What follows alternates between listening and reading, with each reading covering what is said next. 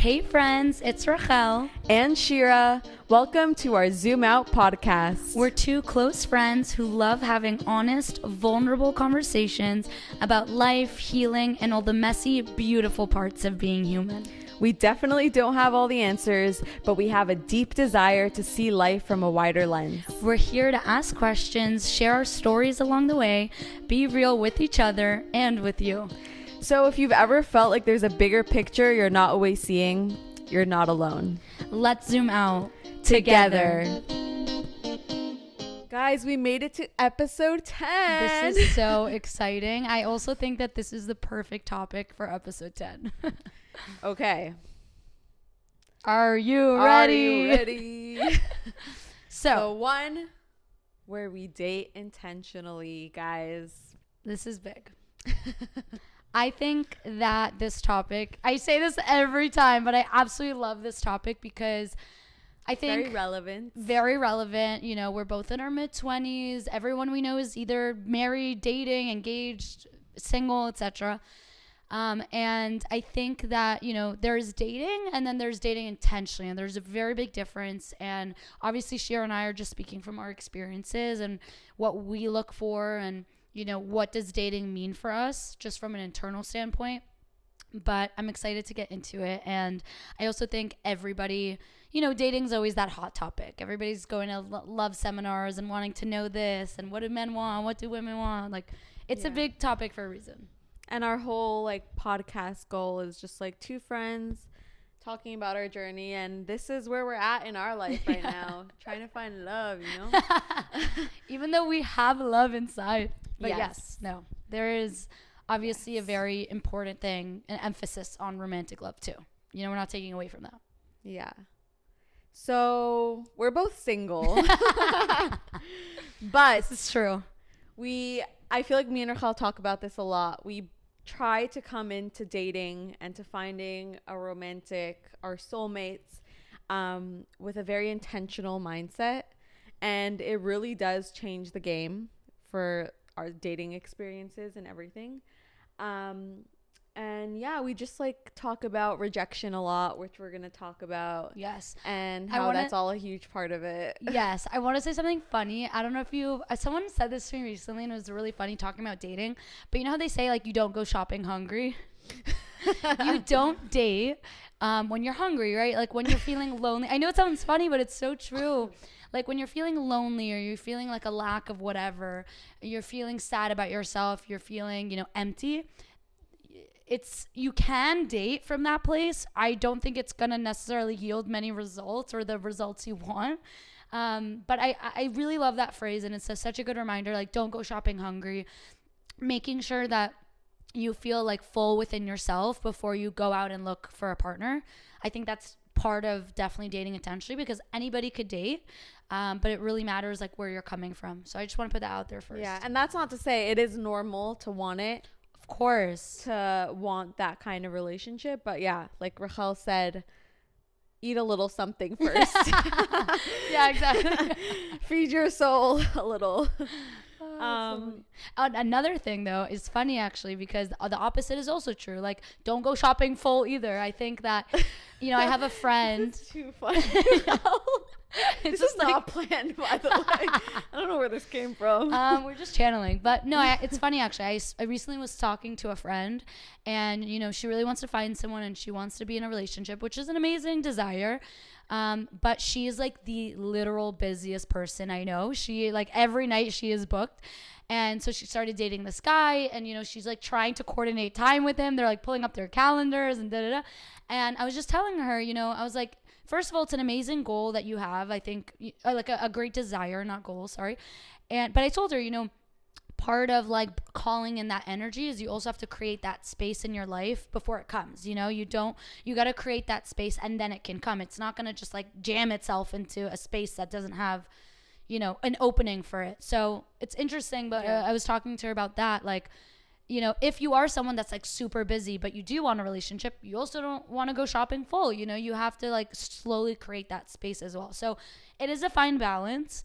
But I think at the end of the day, it really is about knowing yourself, coming from a place of like complete clarity and honesty, not lying to yourself, knowing what you need, knowing what your desires are. I think Shira and I, whether it's been romantic, I mean, we're just speaking romantic now, but I think we've both been with people that have not necessarily been able to like fulfill our full needs and, wants. And I think that's in and of itself, what a beautiful lesson, because even though it is a disappointing outcome, it really makes you understand where your needs are, what your desires are. I also, like Shira and I were talking about this, in regards to this episode, dating is a very interesting process. And the key word is process. Yeah, step by step. It's one journey. And yeah, you can either hate it, which honestly I get, sometimes, or you can either embrace it and just take everything for what it is, a lesson. And yeah, each person and each process gets you one more closer to the right one. I also think that like in dating, the reason why we're saying it's such an interesting process is like it's a very deep, vulnerable process. Yes. You're putting your heart out there. Absolutely no safety nets, no guarantee of an ROI. And you're just explain there. What an ROI is. A return on investment. Yeah, because I didn't know what that was. Like there is no guarantees in dating. Even when you're married, even when you're in a relationship, like you're showing up every day, you're going through the process. But I think something that Shira and I have learned from our own experiences as we are in this dating process is like every date, whether it's a good date or a bad date, brings you closer to yourself. Every single date you're learning more about yourself, about what you do like, what you don't like. And rejection is part of that process. Yes. And rejection, humility, all of this gets you more ready and more prepared for like the real relationship. You can't take things personally. You sort of need to learn the humility, break the ego. I was about to say, I think the process. The ego. Yes. And what does that even mean? What does breaking the ego mean, Shira? Yeah, it's it's a lot. It is a lot. We're here. I actually want to read something specific in like Chabad Kabbalistic ideas. There's a whole idea about how humility is not about breaking yourself and sort of like neglecting yourself. It's actually what allows you to get closer to yourself and to understand yourself more. So rejection hurts, right? Yeah. As we all know. Hurts like hell. But sorry, I'm just finding it right here. Okay. So according to Chabad philosophy, humility is not about thinking less of yourself, but it's about thinking of yourself less and allowing space to create genuine connection with others. I love that. So it's not about telling yourself like, oh, I don't deserve as much, I am low, whatever. It's not thinking about that and just accepting things for what they are. Rejection, accept it for what it is. Don't take it personally. It has nothing to do with you. Yes, right? That's an important thing. I was about to say. You can use it as a time for reflection and say, okay, what went not necessarily wrong, because sometimes nothing went wrong. I just came out of a relationship, but there was nothing wrong. Literally, like I wish there was something wrong almost. But sometimes, like Rachel said before, it's just people are on different wavelengths. It's not the right time for that alignment, and it's not the time. I also want to add, like what Shira said was so true, like not taking things personal. I know that dating feels like the most intimate and personal process there is, because it is. But when you go into dating and you realize nothing is personal, people are acting and speaking from their own wounds, their own understandings of life, their own perspective. Like we all have glasses. We're all, experiencing life and acting upon those glasses, upon those filters in those glasses, with their fears, their insecurities, their excitements, their desires, whatever it is. And I think that that's probably one of the hardest things to like grasp, just that idea of like breaking the ego and understanding it's not about you. Someone rejects you, what a blessing. Like Yes. there's this idea out there, rejection is redirection. And it's so true. Like I look back and I think about the guys that have rejected me. And obviously in the moment I'm sad, I cried. I'm like, what? You know, this is so whatever. It's really what I wanted. I look back and I'm like, thank God that didn't work out, you know? And we're both able to look and see the growth that we've both made in ourselves. Yes. Like my rejection was pretty recent, Yeah. and obviously it was hard, but like the way I'm able to move past it and like see it as a blessing, even though sometimes, not gonna lie, it gets to me, but of course, you're human. and it's not even because of the person Yeah. so much. It's because you just want that experience of love and, you know, Yeah. connection. But yeah, like looking at rejection as like an opportunity to find something better and more aligned with you. And it's honestly like now I'm like, bring it on. Yeah. I'm like, bring on the rejection. And I saw this thing that said like, imagine you knew that you were 30 wrong guys from the right guy. Like how what was it? Like how excited you'd be. how excited would you be for that rejection? Yeah. Right? Or like after a bad date, you'd be like, oh, hell yeah. Okay. Yes, 29. okay. You know? Yeah, exactly. I also want to make sure that it's clear that yes, dating and having a goal of getting married and kids is a beautiful thing. But I truly believe that dating, the goal at the end of the day is to get to know yourself better and is to build a relationship with yourself more intimately, more vulnerably, Yes. you know, coming from a place like truly not lying. I think the people we lie to the most is ourselves. So really being as clear as possible of what you want. So for example, I created a list on my phone, like on the notes app, of everything I want in my relationship. Coming from a place of like deep understanding and knowing of myself, all of my desires, what I want to do in a relationship, but also the vibe that I want, the energy I want to bring. Like for me, it's really important that with my, you know, future significant other, we're going to volunteer together and we're going to help people together and we're going to empower people together. Like being able to have that you know, something that some spiritual thing that brings us together more than just the two of us, something outside of ourselves. Well, that's just an example, but you know, at the end of the day, it's like really getting to know, what do I want in my life, you know, like also knowing all the parts you love about yourself and wanting to see that in a partner.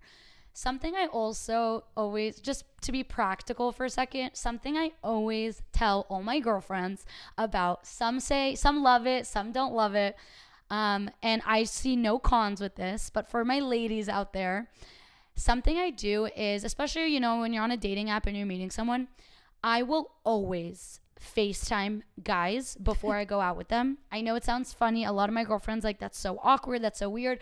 Let me ask you a question. What is more awkward, to not have FaceTime someone, to have met a guy off the internet, a stranger, go to coffee with them and spend an hour and a half of your time already knowing in 5 minutes this is not your person and you don't, you know, want to continue? To me, that's more awkward and more uncomfortable. So a few reasons why I do it is to waste your time. Obviously, in this day and age, we got to be safe. You know, like this is the internet. Anybody could be anybody. Catfishing is real. Not that I've been catfished, but I'm just saying. I think, honestly, the deeper thing for me of why I do that is, and it took me a long time to get here, and it truly, she was laughing at me. I just had a thought, like, I wish people would catfish. Like, the pictures I see on the apps, like, try to catfish at least. I know, facts. Like, but no, okay. The reason deeper of why I do it is because, and it took me really a long time to get here, but because I love myself and I value myself and I value my time and effort and energy, and I know that it is worthy. Not everyone should have access to my energy, and I'm not saying that just about myself. I believe truly every single one of us are diamonds. Every single one of us are Gucci bags. Not everybody has the means to afford that, right? Not everybody is on the same wavelength or energy frequency as you, and only from a place of love, not from a place of judgment on others, I believe that my time is valuable, so I interview people, and not everybody passes that first round of interviews. I think out of like literally 10 guys that I FaceTime, maybe one I'll go on a date with. Like one will pass to the next round, you know? Which I know sounds funny, but truly from just a place of like... It's intentional. It's your intentional. way of being intentional. Thank you. Yes, it's my way of being intentional, but it's, again, it's truly coming from that place of love towards myself. Of I know what I want. I know what I'm looking for. I know the type of guy and energy that I want to attract. So I'm never going to lower my standards to accept anything other than that. Yes. I love it. And going back to what you said about how each person teaches you something about yourself, there's actually a really cool story that someone told me after my breakup or whatever. We're still processing. That there was this rabbi, like a big Chabad rabbi, and when he was dating, so the way it works in like the religious world is that there's like a matchmaker. And usually, like, when a match works out, like, the family will give money to the matchmaker as, like, a thank you for setting this up, and it worked out. But this rabbi would, each time the matchmaker sent him a girl, even when it didn't work out, he would pay her. So at one point, she was like, okay, I'm not sending you anyone until I, like, really have a good feeling about it, because this is getting uncomfortable. Like, you're paying me, and this is not even working out. And he told her, like, no, like, each person that I'm meeting, it's teaching me something that I need in order to be able to find the right one. And that really like resonated with me, because I see in all the guys that I've dated and in this whole dating journey, how I've grown as a person and my wants and needs have changed, and I have more clarity about what I want and what I need from a person. And yeah, I thought it was really cool that I love that each person teaches you something, just how it is in life. Every relationship, friendship, interaction with anything, even the smallest things, it teaches you a lesson. And just to go in with that intentional mindset, look out for those lessons. Don't shut yourself out from them. I know that it could be hard, and sometimes you just hate men and hate life, and just, you know, I get it. But to keep yourself open to seeing those lessons and to seeing those steps towards the right thing. Yeah, I love it. I love what you just said. Like, I also really do think that everybody brings something into your life for a reason, whatever lesson. And I think it's also about like not being attached to the outcome. I think that's what brings disappointment, is when there are expectations, which obviously we're all human. It's very natural for us to have those expectations and those wants. And we're never saying to suppress those desires. Desires should never be suppressed. But I do think it's really important to not be attached to the outcome, because sometimes like I've seen this whether in my life or my friends. Like, I think when sometimes someone wants something so bad, they almost like ignore all the red flags because they're have such a strong desire to be in a relationship, and this person is so clearly toxic for them or like cannot fulfill their needs. And, you know, because that desire is so strong, they'll just continue to go and go and go until something bad happens or something big. And it's like, it's also about that. It's also about not being attached to the outcome, not expecting someone to come along and save you, right? That's why it's like important to be full within yourself. But like something interesting, even my most recent dating experience, I went on so I actually met this guy in person, and then someone like set us up on this app. It's whatever. It's like someone matchmakes you essentially. And so we went out on a couple of dates. Both dates were awesome. He was a little younger than I normally go out with. He was my age, but I'm an old soul. So, you know, it feels like everybody's like, it's just different. But, you know, both dates were really good. We have the same favorite book. Like, you know, the talking, the vibes were so great. It seemed very mature. Like, you know, I made it very clear from the beginning. I want to take things super slow. I'm like looking for something. I'm like dating intentionally and He was really respectful about that. And I felt like our conversations were just flowed. You know, we could like talk about anything. And that's how I know for me, like I'm comfortable with someone when I could just like say whatever's on my mind. I honestly could talk to a wall, but it's nice to know that like, you know, I can feel comfortable with someone's energy. But after the 2 dates, and again, we were keeping in touch, we were texting, whatever. But this is something, again, I didn't know I wanted, or I didn't know how much it mattered to me until I experienced it. So after 2 dates, we essentially were like dating over the holidays. So there was kind of a few weeks of a break. By the way, don't date over the holidays because that's hard. Yeah, And there were don't like date with breaks. it would breaks. There were like 3 weeks in between where we basically couldn't go see each other because like I was going on a trip and then he was going on a trip, whatever. But we were keeping in touch in between. And I thought, you know, when I got back or when he got back from his trip, we're gonna like, okay, set up a date and, you know, boom, boom, boom, go to the third date, etc. Because I'm also not here to be anybody's pen pal. I'm not trying to like, you know, just text someone to text someone. Like I'm dating intentionally and I want to like see if this can go somewhere, if it means something, whatever. But like after he got back, the next like 2 weeks, essentially, we were just like texting and I was a little confused because I wanted him to like make the plan and, you know, be the man and lead the relationship. At least that's what I want in my life. And eventually it took him like 2 weeks essentially to ask me out for the third date. And I know it sounds harsh and it might sound harsh and that's so okay. Everybody's process is unique and different. But I, after a little bit, ended up texting him and I sent a really nice message, but I essentially was like, hey, like, it's been really nice to get to know you. I think you're really a sweet person. All true. But I just feel like we're in different places at the moment where, you know, we're both busy and I just don't feel like this is necessarily it, but I wish you the best, da da da. And he took it well, like it was a fine ending, you know, but something I didn't, even in that experience where like nobody like hurt, nobody really rejected, whatever. Something interesting because we're talking about dating and how it's like this like learned experience of yourself. I didn't realize how much it mattered to me for like a man to like really take the lead and like set up the next date and boom boom boom, like, you know, I don't know, it's not me being impatient, but just like an intentional like, okay, let's set up the next date. You know, I don't want to be texting in between dates. That's not like, my style. What are we doing here, kind of? What are we doing here? You know, like what's the point of this? So that's like even a small example of like something I didn't even realize that I needed, you know? Looks off into the distance. I know, I'm reflecting on that. Yeah. You hear that, Shira, Ben? what do you feel was like the biggest lesson you took out of your most recent relationship with this guy? I think I learned, honestly, the biggest thing I learned is how proud I am of myself and how I realize I really know what I want and I need someone who knows what they want and I deserve to be pursued and treated the way I want to be treated, you know? And you mentioned it, it's going to be its own topic, but like the whole thing about intuition and listening to your body. And it's so interesting because I felt like my body from the beginning knew that like there was a disconnect, and I guess I just tried to convince myself that like maybe it's just this and then like, but yeah, like at the end of the day sometimes our body just knows and we just have to listen to ourselves. And I like caught it early on, thank God. So like it didn't drag out too long.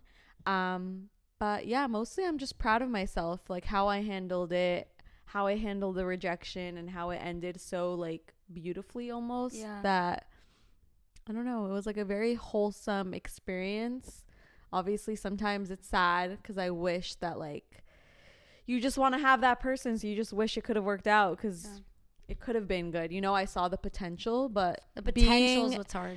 Being in love with the potential is not enough, you know. I was about to say, like, they always say do not date for potential, and I feel like that's never been more clear to me, you know, like more real, because I think that's also what's hard about breakups as well, is like you grieve the potential, you grieve the future you know made up in your head, the rose-colored glasses when you look back on that relationship. And there's this guy on Instagram that me and Rachel always send. He, like, I love him. Journal, I need to find his name, but he always talks about that, like sometimes what you miss the most is the potential, not the actual person. And sometimes honestly that's the hardest to get over because the potential wasn't fulfilled yet, so you don't know what could have happened, you know. But yeah, I'm gonna try to find his name because he deserves a shout thank you out. We want to quote him, like credit him, because he's awesome. But no, just to recap, I just really want to bring it back to like dating is it's a very personal process. At the end of the day, it feels like it's between you and another person, but it really is you versus you, where you were yesterday, not comparing yourself to other people. I think it's very easy these days to see everybody getting, you know, engaged on Instagram, married here, and and for those people that are single and want that, you know, it's hard. It can feel lonely sometimes. It can feel impossible sometimes. But I also want to make it clear, like, the right time will always happen. You know, you never want it. You don't want it in the wrong time. You know, you want to make sure it's the right time where you are truly ready to receive it. I also think the biggest thing that like I just want to bring back to is the vulnerability aspect. I think dating really requires a deep layer of vulnerability. You know, putting your heart out there, sharing what you want, sharing what you love about yourself, sharing what you're attracted to, what you want in a person, getting that rejection. And I think even with rejection, you know, there's been moments where to be vulnerable while being rejected, I think is the deepest breaking of ego there is. Oh my gosh, that's what I experienced. Yeah, I was about to say, being vulnerable while being rejected. It's crazy. It's crazy because I've definitely experienced that myself, and it's honestly one of the most beautiful things and experiences to have for yourself, but it's also like deep ego breaking to be able to sit there and know you love someone, you know you love the person, you know they're amazing while they're rejecting you. You also know that like, okay, this is for the best. It's a lot, you know what I mean? Dating is a lot. But you could look back and be so proud of yourself after, yes, because it's such a good feeling. I think it's all about the growth. So I'm just putting out there for the people, like, you know, I have a lot of friends that are frustrated in the dating process, and I totally understand. But I think just a reminder of like, it all happens in the right time, and like all you could do is just be a better you. Yeah. The better you become, the better the people you attract. Exactly. Truly. Okay, the guy's name was Jonas Lusky. Thank you, Jonas Lusky. Yeah, you should definitely check him out.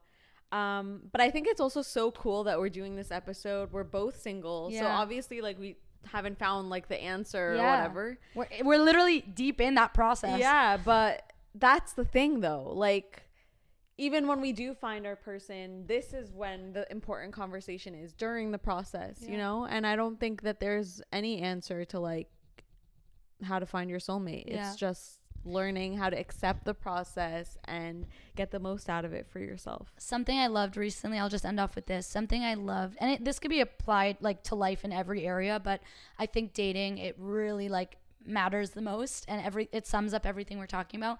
Someone recently said the purpose is in the process.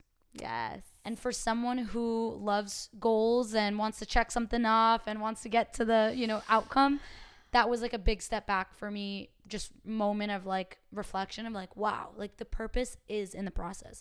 It's the journey, not the destination. And you know? Patience. Oh my gosh. Yeah. Patience is also like, there's so much to say about there's so this. much to say. I know. We can have our whole podcast about dating. Okay, but to get to our favorite part, if Shira, you want to read the quote, because honestly, amazing quote. This was said by Deepak Chopra. I don't know if I said it right. I love it. I love it, the way you said that. My grandmother's actually a huge fan of him. Okay. Oh. Your partner is a mirror reflecting both to back. Sorry. My handwriting. Michelle's handwriting. Your partner is a mirror reflecting back to you what you need to learn about yourself. Ooh. And I think that's like the theme of what we've been saying. Wait, your partner is a mirror. Sorry. Reflecting back to you what you need to learn about yourself. So, yeah, that's the whole thing that we were saying about each person that you encounter is reflecting something. It's a mirror. Giving you a lesson. Yeah. Question for the audience. And obviously, you know, relating to this topic, but we're talking about dating intentionally. So we want to know, what does dating intentionally look like for you? Yes. Guys, message us. Give us all the juicy details. Spill the tea. But no, really, I mean, you know, let us know what you took out of it, but also, you know, reflecting within yourself. Like, what does dating intentionally look like? How is that going to change your dating process? So thank you for listening. See you later, guys. See you next week. Thank you so much for hanging out with us today. We hope this conversation helped you feel a little bit more seen, a little less alone, and reminded you to take a step back and zoom out. We're grateful to have you all along with us on this journey together.